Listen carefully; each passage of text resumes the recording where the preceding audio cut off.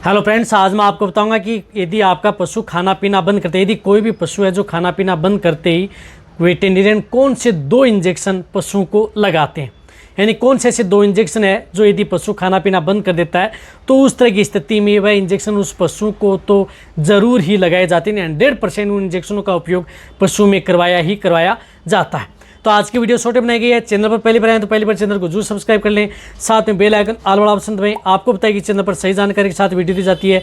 आते आप वीडियो को लाइक किया करें और दोस्तों के साथ इस चैनल की वीडियो जरूर शेयर किया करें ताकि उन्हें भी प्रॉपर नॉलेज इस चैनल के माध्यम से मिले।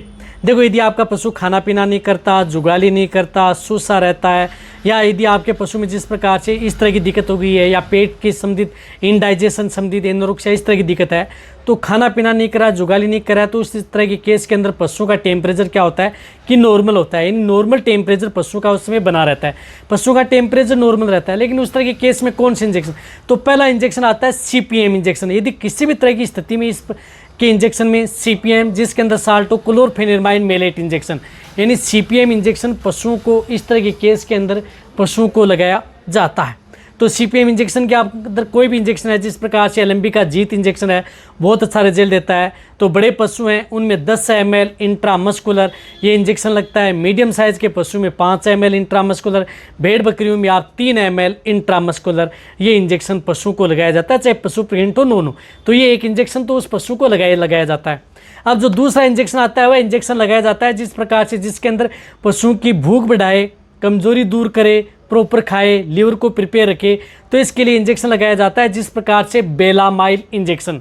बेलामाइल इंजेक्शन आपने देखा होगा कि बहुत इस तरह जो पशुपालक हैं, आपने देखा होगा कि सिरिंज के अंदर जिस प्रकार से एक इस प्रकार का जो गहरे गहरे नीले कलर का या काले काले से कलर का आपको जो इंजेक्शन दिखता है सिरिंज के अंदर, तो वह होता है B complex and liver extract यानी विटामिन का इंजेक्शन उस पशु को दिया जाता है। तो बेलामाइल इंजेक्शन, तो बेलामाइल इंजेक्शन भी जो लार्ज एनिमल्स हैं, काऊ बफेलो है, उन्हें 10 ml से लेकर के 15 ml only on intramuscular injection लगाया जाता है।